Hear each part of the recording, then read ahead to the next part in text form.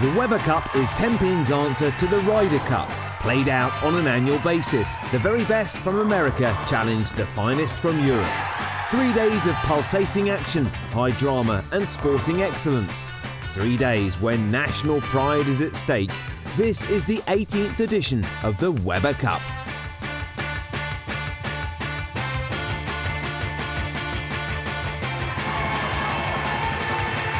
For 17 years, the fate of the Weber Cup has been fought over. There's been no shortage of stories to tell, as some of the greatest names in the sport have battled it out, watched by an ever-growing audience. In the first 3 years, USA dominated. They looked unstoppable as they clocked up win after win. However, from 2003, Europe took control, winning their first title, and they went on to claim 3 Weber Cup victories. One of the closest tournaments was in 2006, when USA claimed back the title, winning 18-17, and the trend of 3 consecutive wins continued as Team USA went on to win in 2007 and 2008.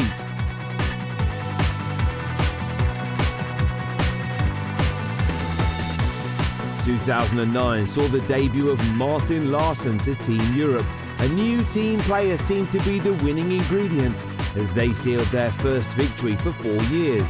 And the Europeans celebrated success again in 2010 when they were captained by Osku Palermo.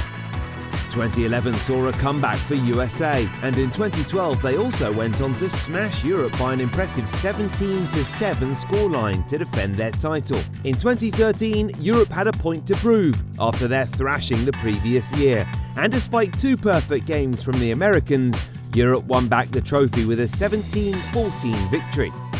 In the following year, the tournament went all the way. In a dramatic conclusion, Europe took the win 17-16, defending their title in front of a jubilant Barnsley crowd. The drama of 2014 was difficult to replicate 12 months later. Not that Europe cared. They made it 3 in a row, and a year later they added a 4th title. History really does beckon in the 18th edition of the Weber Cup.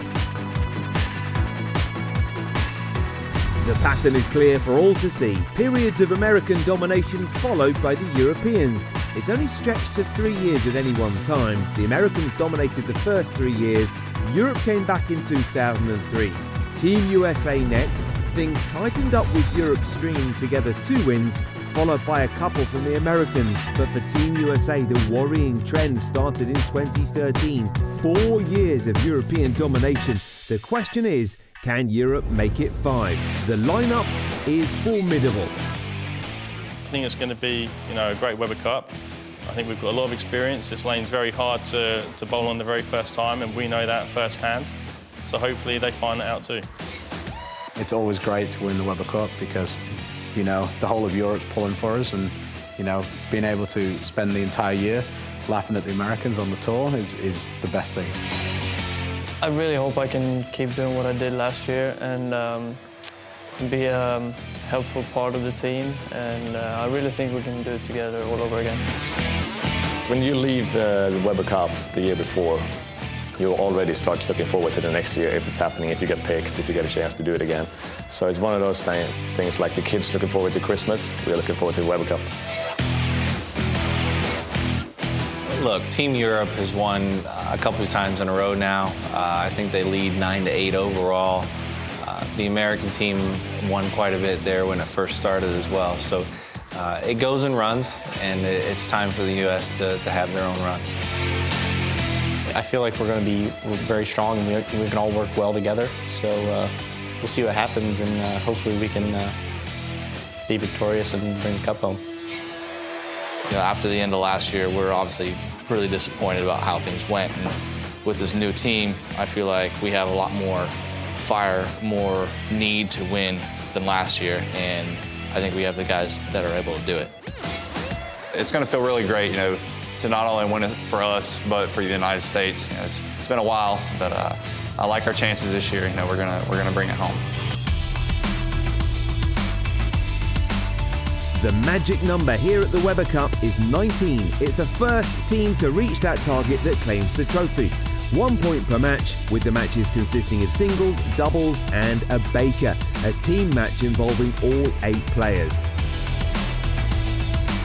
As for the scoring, it's been simplified. The matches are played over 10 frames, there's no extra shot in the 10th.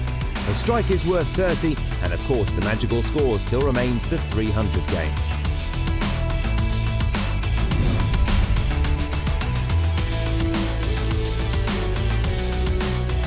The opening session saw the traditional Baker match. All 8 players involved, and it was the Americans who triumphed, and they did it in style with E.J. Tackett applying the finishing touches. You can see the Europeans have scored 255 and they're well and truly trounced. Yeah, thrashed. You don't normally lose games on 255, but it's opening Baker game, and now the crowd's getting involved because they know America have won. This crowd has been treated to a real power play from these Americans here. That really was impressive. 289.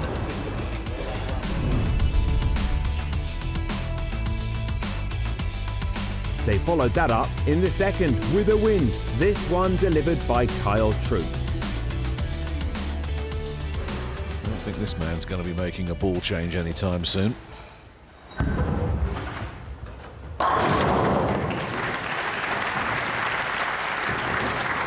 He's becoming a bit of a machine, isn't he? He's only missed twice in this game.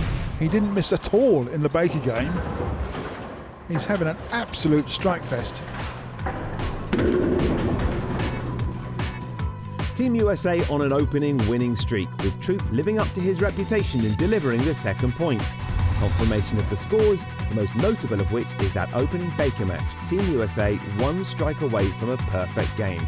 Kyle Troop laying down a marker with that 278.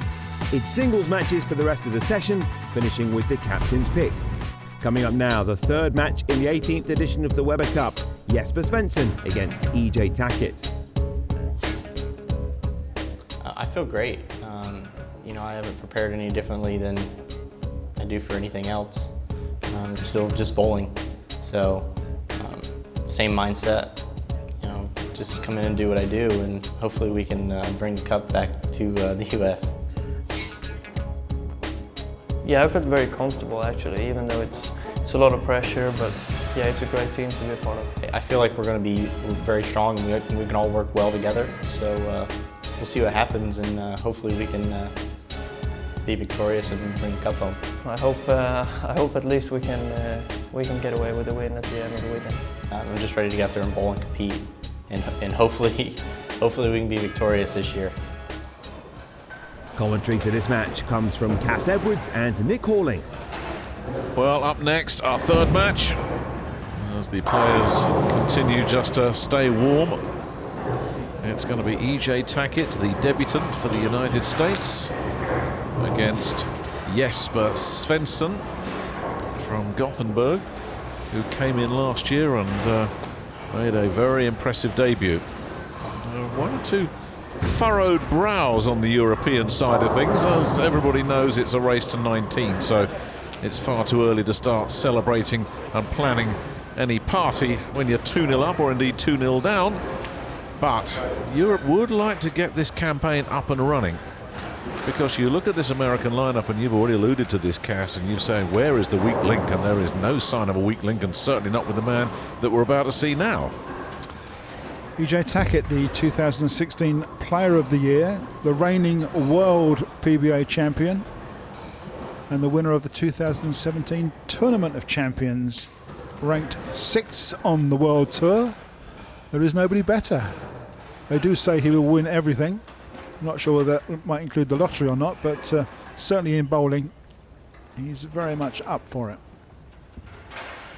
Those world rankings do have to be taken with a slight grain of salt, because they're measured over 3 years, I believe, and they are measured by what you do around the world. So if you don't travel, you don't score. But basically, I think what Cass is saying, the man who is red hot right now is E.J. Tackett. But Jesper Svensson is no slouch, and the Swede has got off with a strike. And Europe lead in a game for the first time. Jesper Svensson, the two-handed left-hander, the only player that's playing on that left-hand side of the lane throughout the tournament. This is the third game on this lane without a lane dressing. After this match, The lane will be redressed with new oil. So let's see what the American can do with his first ball. Oh yeah, he's sent the messenger over to kick out that 10. Took its time, but did its job.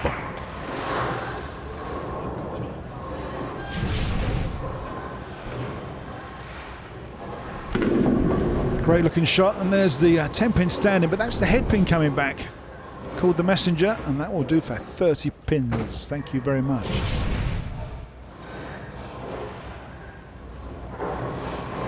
So here is Jesper Svensson. Just got the advantage of being the only player bowling on that side of the lane, so there won't be anybody else messing with his oil. Yeah, nobody to corrupt the line that he's bowling. It's just him on his own. And the unique thing about Jesper is that he bowls urethane bowling balls, which are actually harder than the majority of bowling balls that these other guys are throwing, which are made of resin, which encourages more hook at the back end of the lane. Jesper, being a two-hander, gets so much revs. It's really unbelievable. He's rolling as well here. Tackett, the Indiana native, 2 for 2. Neck and neck through the opening 2 frames. More to come after the break in the 18th edition of the Weber Cup.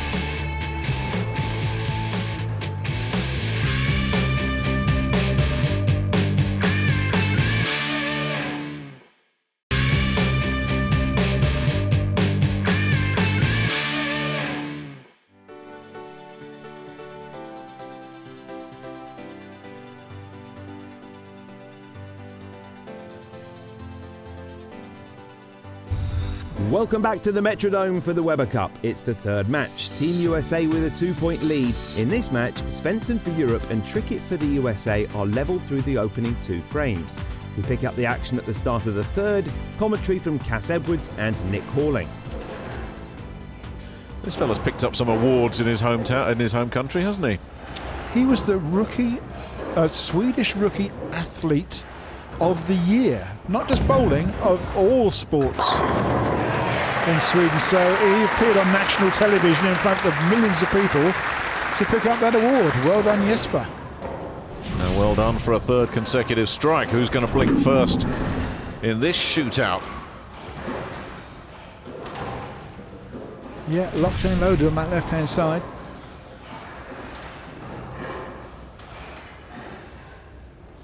Of course, these bowlers will never worry about what the other guy is doing. It's all about you and your game. Tackett won't be thinking, oh, he's quick that wide. Now, hang on, that was the first time he blinked, or was that something to do with the oil moving around? Because he's missed the headpin completely and by a wide margin. I think that one just got off his hand. It's certainly gone wide. It's missed that downlay marker and gone almost to the channel. As you said, Nick, missed the headpin on the right-hand side, leaves the 1-2-4. Which can only be a spare, and if he does, it'll be worth 17 points, because 7 on the first ball, that's 10 if he makes the spare. So it's Tackett who blinks first. Got to make sure of just cleaning up the mess here, and he hasn't. Oh, that's a big, big leave. Oh, open frame.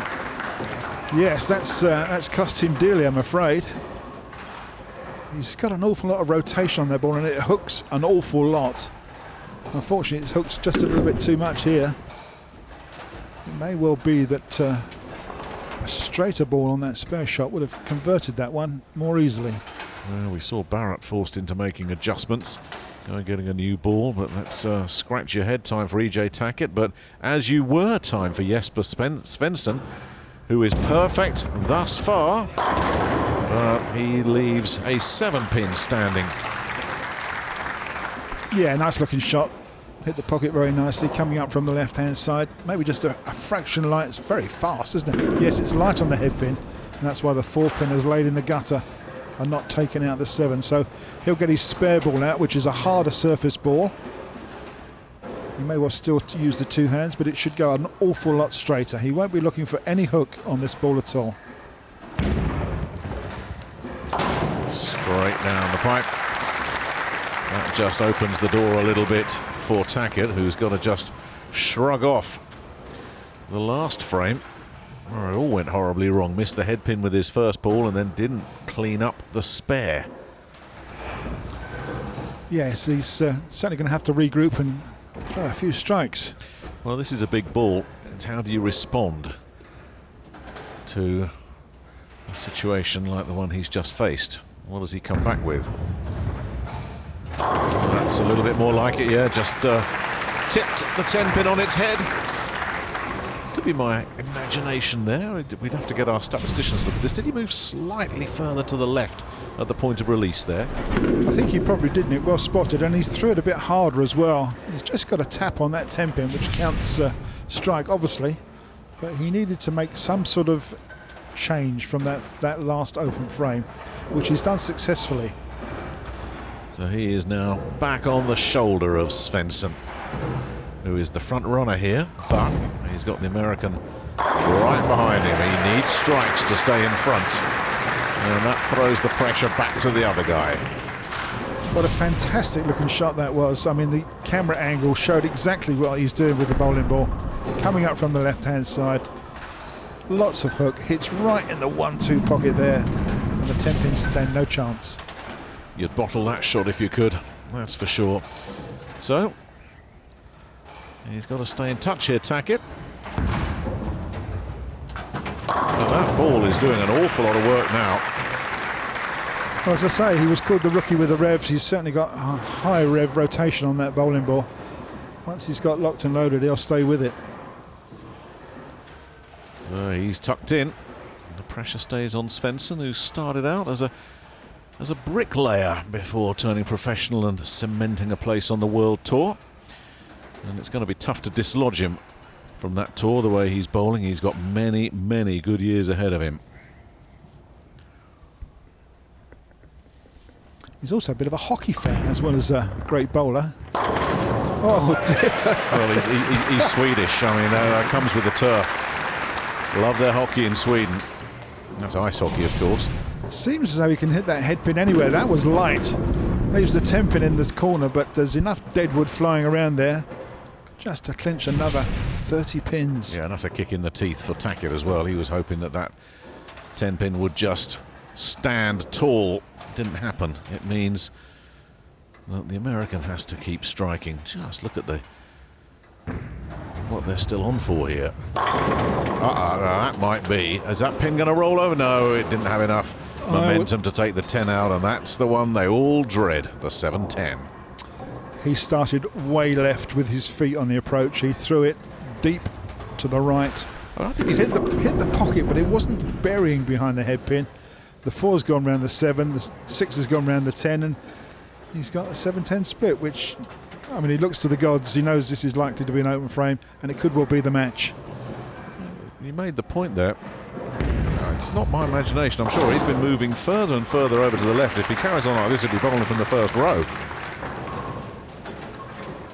That might just be game over as far as E.J. Tackett is concerned. Yes, it could be first score on the board for the Europeans. 31-pin lead for Jesper Svensson with 4 frames to go, but he's going to have to do something silly to let Jesper back in here. Yeah, you can't. Sorry, to let E.J. Tackett back in. Yeah, you can't have an opponent with 2 open frames and you don't punish them. And so far, he is doling out the pain. This is another dose of it. Well, the 10 is on its way over to kick over the 7. I'm not sure if it was the 10 or not, but whatever it was, these fans don't care. That 7 went. And there's your luck. I guess it was all the power that he produced that got that pin action down there, and watch that 7. Well, it was hard and fast, wasn't it? And yes, it was the momentum of some deadwood flying around. It's taken the 7-pin away. And Jesper's very happy because that's 3 strikes in a row, 6 strikes out of 7. And that more or less seals E.J. Tackett's doom in this one. Well, that was the sort of shot he was trying to emulate last frame, and unfortunately left him the 7-10, but he's come back with a vengeance, but he may be running out of frames. Great looking shot, but as I say, maybe too late. Yeah, he's in the horrible position now of needing help. He needs Jesper Svensson here to let him in. And this fella looks like he's carrying on from where he left off last year on his Weber Cup debut. Yes, averaged 250 over his singles games last year.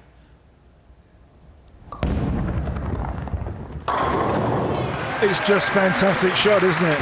I just love looking at that ball come up from the left-hand side. The camera angle is just great. And he rips the rack. He's making it look quite easy, isn't he? It really is.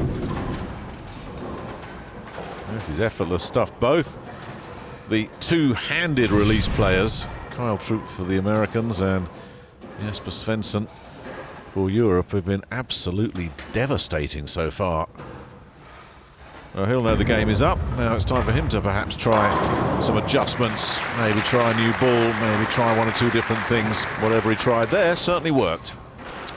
Well, as I said, this is the third game on this oiling pattern, and it will be the last one. There'll be what they call a redress. It will be re-oiled after this game, and it may well be that Tackett is just looking around for a different shot. Looking ahead, Cass, match 6.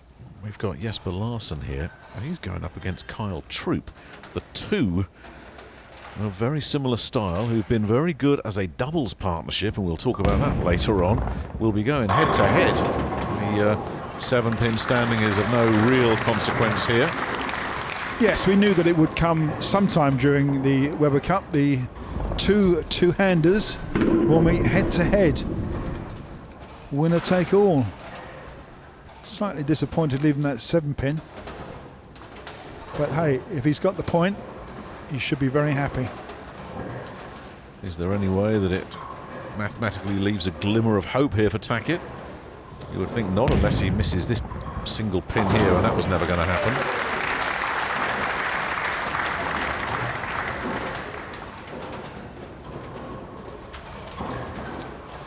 Well, EJ's got to shoot 2 strikes and take 60 pins and score 258. And then see what happens. Svensson's already got 248 and a frame to go. So he needs an open, doesn't he? He needs to strike here and hope disaster befalls Jesper Svensson in his last frame.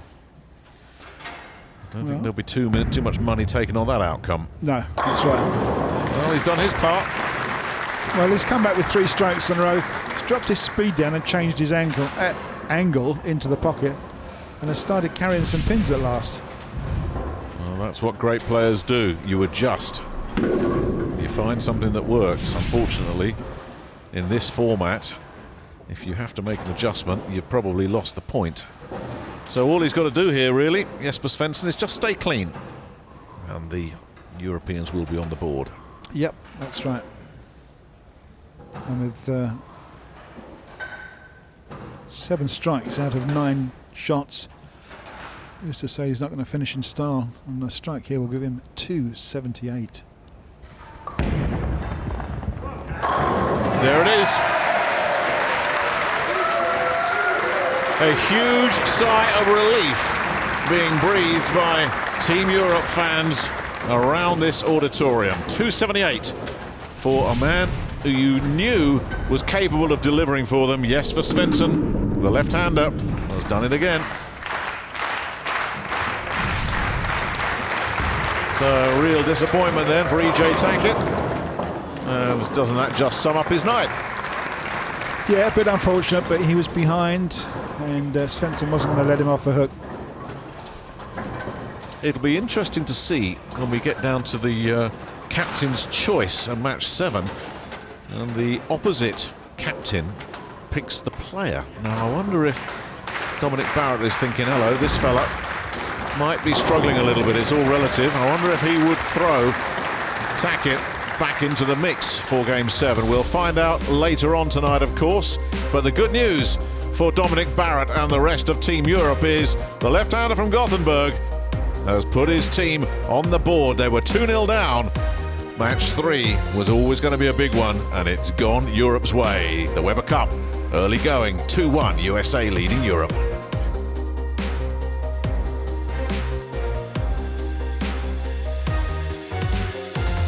Svensson puts Europe back on track with a vital point. Reaction and comments coming up after the break.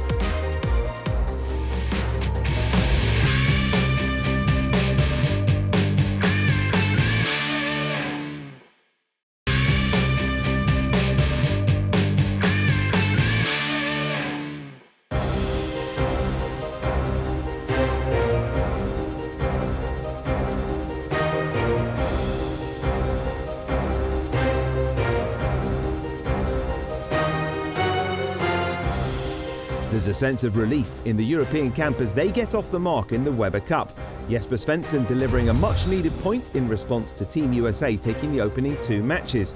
The score an impressive 2-7-8, with Svensson maintaining his 100% winning record in singles matches. He's now talking to Hannah Wilkes. Jesper, a hugely important point there, a great performance. You must be very pleased to have got that one in the bag. You know, I just really try to go out and bowl 10 good shots and help the team to get on the board. And now we're in the game again. And I mean, we were off a little bit slow start, but I'm not really worried right now. So I think Stuart Martin is going to bowl 2 good games as well, and I think we're in good shape.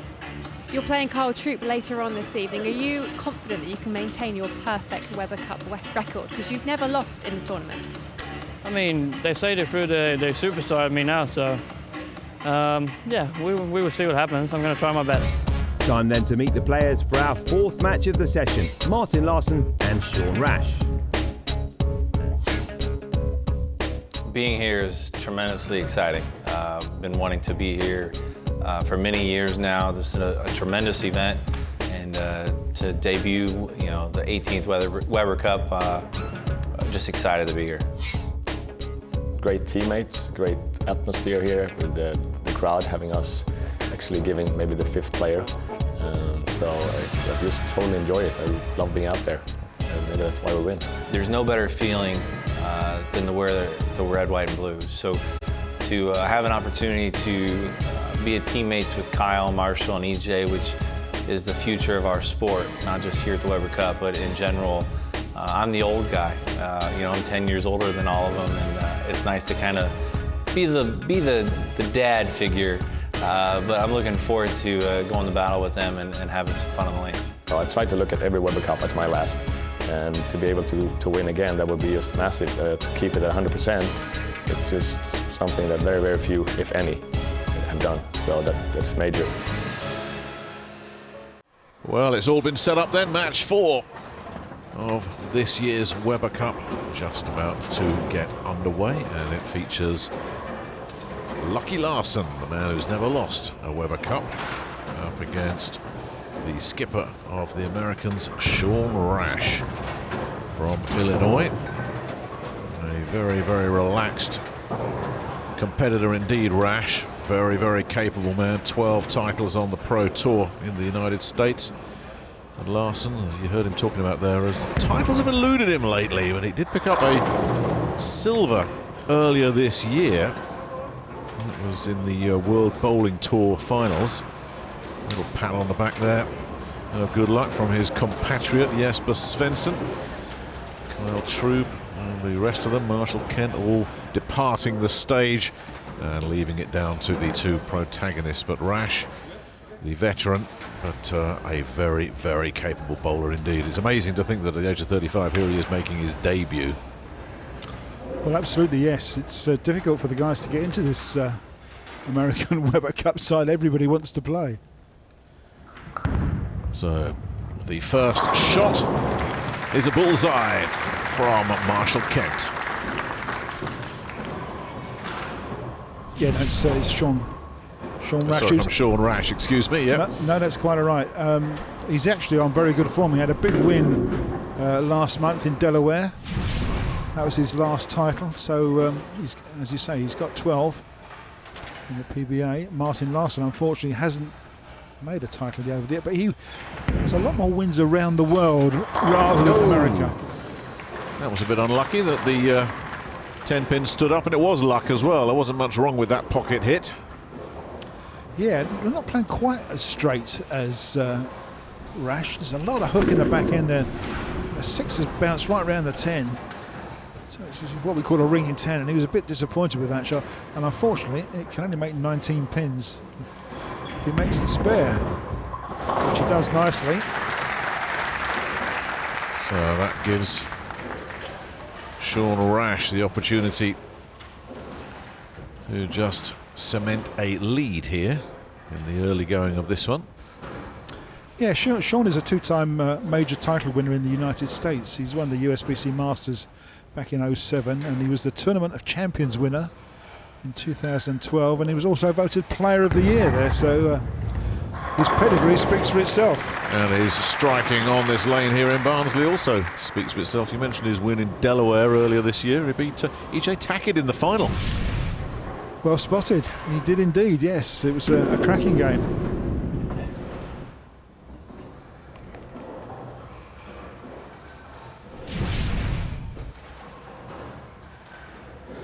Well, he can't afford another bit of misfortune here. Got to take all 10 pins here.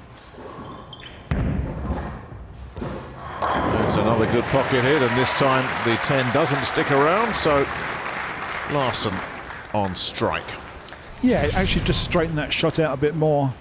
Not finished quite as hard, but it's a great looking shot. Carries all 10 in the pit, and he's out with his first strike. So yes, he's in the match. But he's going to have to wait for the American skipper to let him in. And is this another strike? Yes, it is. Again, lots of revs, lots of velocity as well. Another real power player, Sean Rash. Freshly dressed this lane, hard and fast, lots of rotation in the back end. Accuracy and repeatability. I've said it before, and this man's definitely got it and is enjoying himself. He really is. Got his nose in front. And it just keeps all the pressure here on Martin Larsen. He's responding very well. Remember, the only difference is there was a 10 pin that stuck around when it could have gone on another day on that first frame. That's the only difference between the two of them. So as it is, Larsen just has to sit there and wait to see if misfortune balances out in this match, and it usually does. Martin had the high game last year in the Weber Cup, over 289. So he's certainly likes this lane, and he's never been beaten. So it will be interesting to see. Oh, he's lucky to get away with that. He's very lucky. That one did get offline, and he very nearly left himself a nasty split. As it is, the 10 is standing. Yes, indeed. Once again, hard and fast. A bit light on the head pin, and leaves the 4 pin standing with the 10 pin. But it's some dead wood flying around to take the 4 pin out. So a straightforward spare. Well, that is the advantage of just generating so much power, that there is a lot of action in the pin area, and there is a chance that a pin that's left standing will get taken out. That avoided a very unpleasant situation there for Sean Rash, but that potentially, if Larsen strikes here, levels this one up. Yeah, big ball for Martin Larsen. As I was saying, this is 5 Weber Cups he's played in, but he's never been beaten. Dear, oh dear, he's going to be beaten here if he bowls like that again. That one did not seem to have the right line at all, and there's the result off the back end. No, it's wide off the target. Only just makes the headpin. Leaves the 4 pins, which we call the bucket. It's the 2, 4, 5 and the 8 pin. So the most he can make here if he spares it is 16 pins, but he's got to be quite accurate here to take that pin out at the back, which is the 8 pin. And we've had a false start, so I'm just wondering what that was all about. Well, it could have been absolutely anything. We have seen, as you were talking about how difficult this is, we've seen a lot of these missed. You see ball deflecting off pins. It's that back one that you've got to really worry about, but he made absolutely sure there was nowhere to hide for those pins. Yeah, good looking spare. Unfortunately, it was only a 6 spare, so 16 pins. And he's now trailing by 14.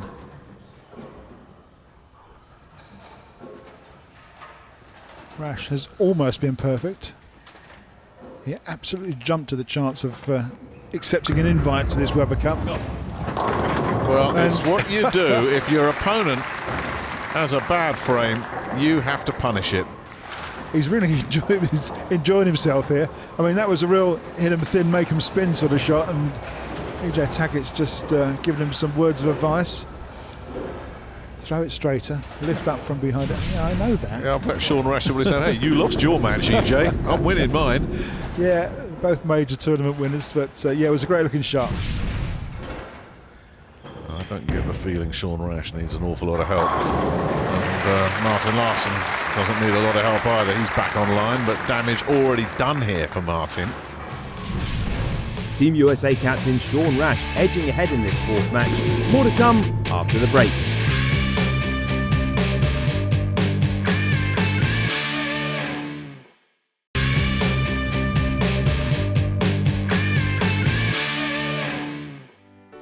Welcome back to the Weber Cup here at the Metrodome. It's the USA against Europe for the biggest team prize in the sport. The Americans had a near-perfect start, taking the opening 2 matches.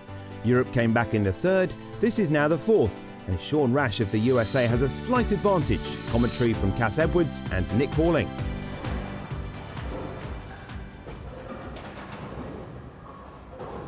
"14 pins remains the difference between them as Martin shoots his third strike of the game. Well, what we're seeing is freakishly high scores on winning points here at the Weber Cup. You have a couple of spares. You know, the point's virtually gone. The standard is so high now. Well, that's right. It's the same as last year with this World Bowling scoring system. 30 pins every strike. There's no count back or double count back for spares and turkeys. It's a straight 30 pins. The frame is scored as it stands. It's called the completed frame system. And yes, it does allow for high scores. Well, he's not out of touch here, but he does need to strike out, Larsen. That'll do it. Well, he likes this lane, and there's no reason once he gets locked in, he could well strike out, but it can only be 275. Which, as I say, if that goes on to win this point, that'll be the lowest winning total so far. And at the moment, it's Sean Rash's point to lose. He's dialed in at the moment and stays dialed in. Just a danger there. That was going to drift out of the pocket. He got so much rotation off the back end of it, but it just stayed on. Well, it is a freshly dressed lane, so there is oil there. And both these guys are playing pretty much the same line. So it's a matter of who can hang on to that line without having to move soonest.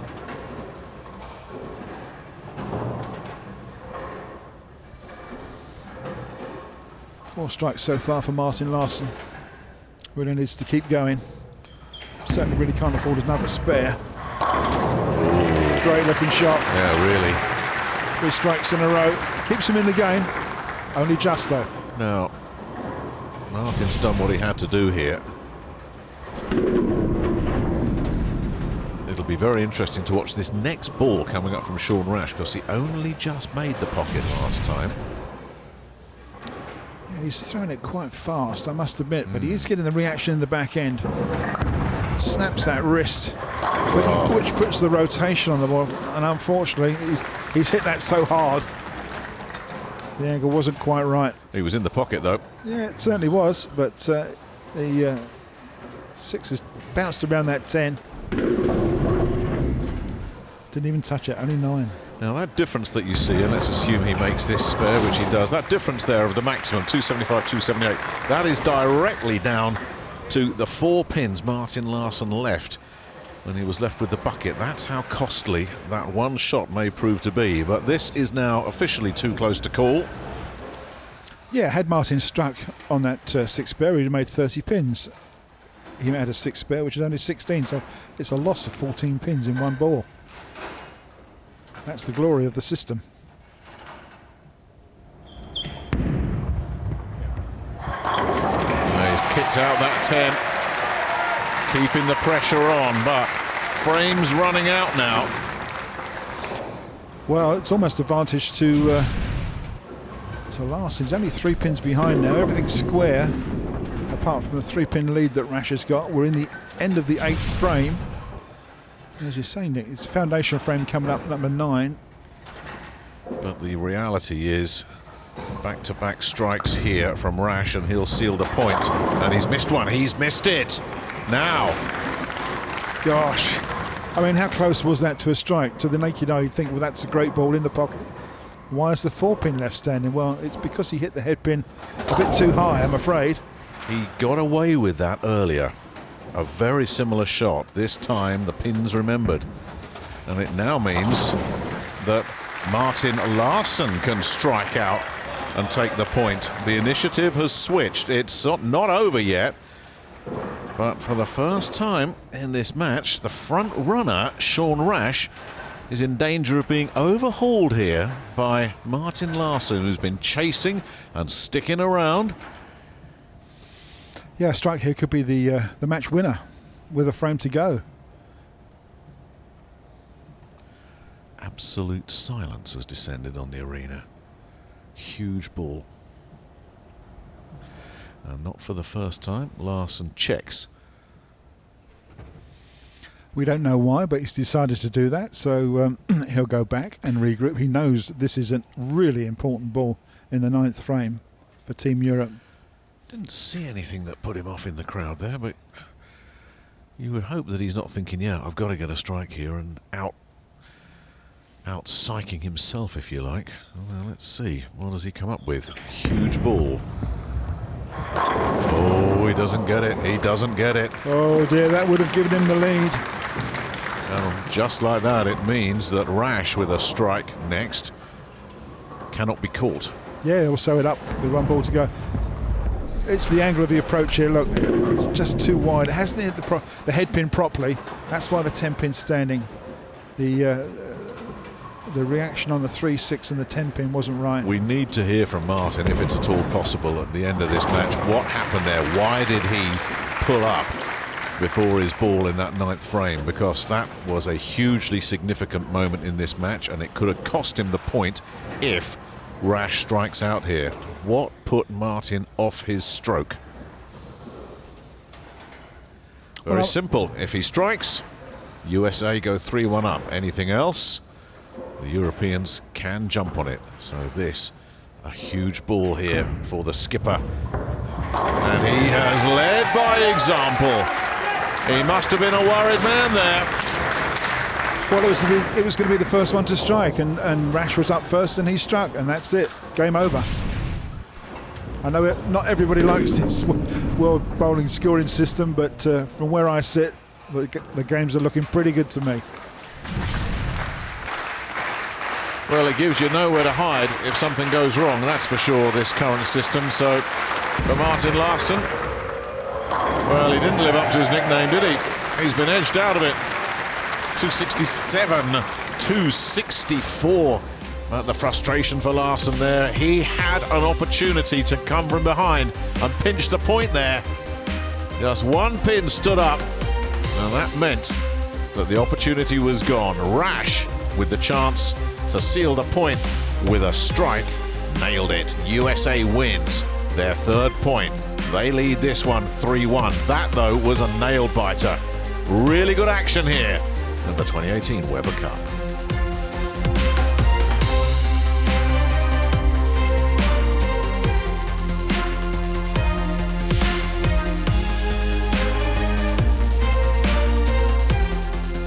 Team USA back to their winning ways, taking the 4th point on offer via their team captain Sean Rash. His narrow 3-point win over Martin Larsen, the perfect response to Svensson's earlier win for Europe. Larsen unlucky not to earn a point. Both Larsen and Rash are now talking to Hannah Wilkes. Well, Sean, so far so good for the USA. 3 points in the bag. You must be incredibly pleased with how the team is performing so far. So far, things are going the right way for us. We've got a couple of hits that have gone our way and a couple that haven't gone their way. And I was telling Martin up there right when we finished, that was the fastest game I think I've ever bowled in my life. The adrenaline and just you want to get off to a good start and you want to do so well for your teammates. And it's not just your teammates here, it's everyone back home. So, yeah, a good start, but still a couple more matches tonight and a lot this weekend. Now, Martin, just talk to us about what happened in that 9th frame when you pulled up there, because it seemed that was a real chance to change the game and to take the point. Well, there's a lot of lights in here, and one of the lights just happened to be just where I had my eyes, and it went on and off. So I figured I was not really there, like I was not really focused enough. So I got back and regrouped and threw it again. Unfortunately, I threw a little wide. It was not the perfect shot, but still had a chance, but not this time. Hopefully next time. Mentally, how do you regroup now for the rest of the evening and the weekend? Mostly important is that we bowl okay. So, I mean, that will swing around during the weekend for sure. It always goes back and forth. So the most important is to bowl well and just get back there. If you will win one, you will lose one. That's the way it is. Thank you very much. Next time out, the singles matches continue.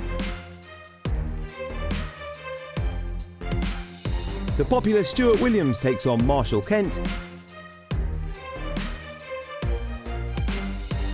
and Jesper Svensson is back in action, this time facing Kyle Troop of the USA.